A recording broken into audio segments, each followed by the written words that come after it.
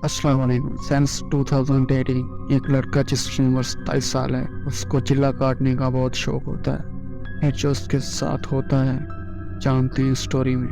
आपका वेलकम है आपका अपने यूट्यूब चैनल इमरान और स्टोरीज में। उम्मीद करता हूँ आप सब खैरियत से होंगे। मेरे ऑफिस के एक दोस्त ने मुझे अपने कज़न का वाक़या बताया। इसने बताया कि मेरे कज़न को चिल्ला काटने का बहुत शौक था। इसके वालिद की एक शाह साहब से दोस्ती थी। शाह साहब फीस में लोगों का इलाज करते थे। दरअसल ये शौक इसको शाह साहब को ही देख कर हुआ था। एक दिन इसने शाह साहब से गुजारिश की कि मैं आपसे ये इल्म सीखना चाहता हूँ, लेकिन आप किसी को मत बताइएगा। शाह साहब ने कहा, बेटा ये कोई आसान काम नहीं, बहुत खतरनाक काम है। इन्हें हासिल करने के लिए कड़े इम्तिहान से गुजरना पड़ता है। इसने कहा, मैं हर कदम इम्तिहान के लिए तैयार हूँ। मेरी दिली आर्ज़ू है कि मैं अब आपकी खिदमत में अपनी बाकी ज़िंदगी गुजारूँ। उन्होंने कहा, अच्छा मैं सोचूंगा। कुछ दिन बाद शाह साहब अपनी बेटी के पास कनाडा जा रहे थे। उन्होंने इसको बुलाया और कहा, मैं तुम्हें इजाज़त देता हूँ, मगर मेरी बात ध्यान से सुनो। मैं तुम्हें एक चिल्ला बताता हूँ, अगर तुमने इसको सही से कर लिया तो तुम कामयाब रहोगे। घर से दूर किसी वीरान सुनसान इलाके में चिल्ला काटना होगा। अपने साथ जानमाज रखनी होगी और सूरत यासीन और एक पाक साफ चादर। दिन रात बावजू होकर 5 वक्त नमाज अदा करोगे। ऐसी जगह का इंतखाब करना जहाँ किसी का गुजर ना हो। वहाँ पर एक दायरा खींचना। इस जगह को साफ करके चादर और दरी बिछा देना। जानमाज, सूरत यासीन और तस्बीह आगे रखना। अपने साथ पानी भी रख लेना ताकि हर वक्त पानी मौजूद रहे। तुम्हें वजू के लिए इधर उधर न जाना पड़े। रात 12 बजे से लेकर सुबह फजर अजान तक तुम्हें इस जगह पर बैठना होगा। शाह साहब ने जो मुझे हदायतें दी वो मैंने अच्छी तरह याद कर ली। दूसरे दिन शाह साहब इस्लामाबाद रवाना हो गए। वहाँ से 15 दिन बाद उनकी वापसी थी और मैं इस अमल के लिए तैयार हो गया।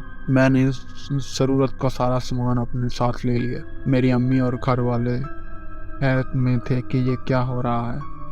मैंने इनको बताया कि मैं इम्तहानात की तैयारी करने के लिए अपने दोस्त के घर जा रहा हूँ।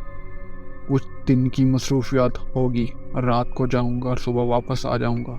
घर से 10 किलोमीटर एक वसी गैराबाद वीरान इलाका था जहाँ आजकल यूनिवर्सिटी है।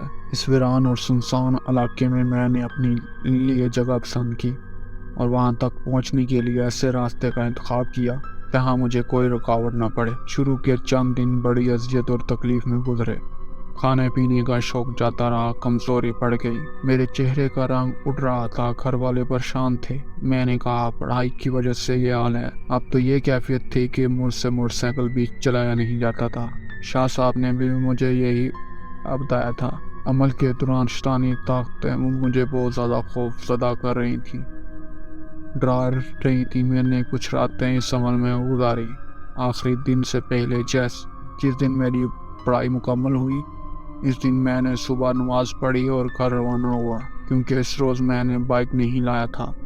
मेरी तबीयत बहुत ख़राब थी। मैंने बहुत कम खाया था। मुझे शिद्दत से भूख महसूस हो रही थी। सोचा था जाते वक्त बेकरी से कुछ ले लूँगा और सही से नाश्ता करूँगा।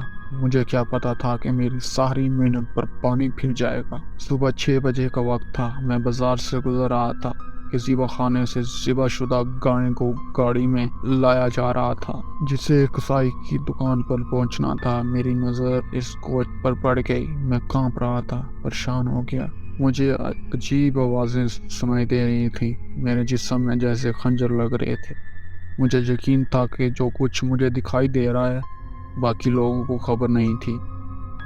मेरा जिस्म दर्द से फटा जा रहा था। मैं गिर गया। फिर मुझे होश नहीं आ रही थी। आसपास के लोग मुझे जानते थे।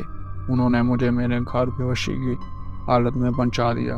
मेरे घर वाले बहुत परेशान थे। उन्होंने डॉक्टर को बुलवाकर बहुत मुझे इंजेक्शन लगवाए। मैं किसी की काबू में नहीं आ रहा था। मेरा जिस्म थर थर कांप रहा था। घर वालों ने मेरा बेड कमरे से बाहर निकाल दिया और फर्श पर लेटा दिया और मेरे हाथ पैर जंजीरों से बांध दिए ताकि मैं हरकत न कर सकूं। घर में शोर शराबा मचा हुआ था। आलिमों को बुलाया गया जिनकी बकौल मेरे पैरों तले जिन्नात के बच्चे आ गए। जिस वजह से ये मेरी हालत हुई। जो कुछ हो रहा था वो सब मुझे मालूम था, लेकिन लोग समझ रहे थे कि जिन्नात ने हमला कर दिया है। सब लोग अपनी अपनी दलीलें दे रहे थे, मगर हकीकत वो थी जो मैं महसूस कर रहा था। 3 दिन 3 रातें बड़े अज़ाब में गुजरी। मेरी चीखों और दर्दनाक आवाज़ से हमारे हमसाए और आस-पास के लोग खौफ में मुब्तला थे। मेरे घर वाले जानते थे कि मेरा मोहतरम शाह साहब के पास आना जाना है। इनकी दम दरूद से ही हैसियत ख़त्म हो सकती है, मगर वो तो मुल्क से बाहर थे। आखिर मेरी इस बिगड़ी हुई हालत के 4 दिन बाद शाह साहब वापस आ गए। मेरे वालिद इनकी खिदमत में हाज़िर हुए और सारी बात अब बताई। वो मेरे घर आए, मेरी हालत देखकर सब समझ गए। उन्होंने सबको कमरे से बाहर निकाल दिया। कुछ चीज़ें जैसा कलेजी, बकरी का दूध वगैरह मंगवाया। दरवाज़ा बंद करके मेरे सरहाने बैठ गए और ऊंची आवाज़ से कलमात पढ़ने लगे।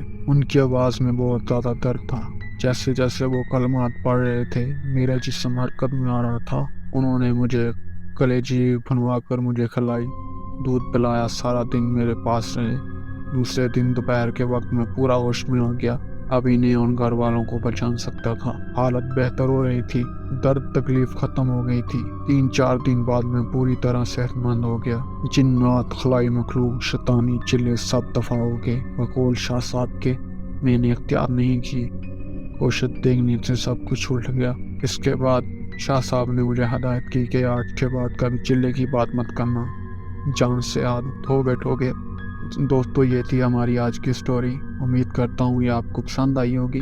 अगर पसंद आई है तो कमेंट करके ज़रूर बताइएगा और जाते हमारे चैनल को सब्सक्राइब कर जाइए ताकि आने वाली हर वीडियो आप तक आसानी पहुँचती रहे। शुक्रिया।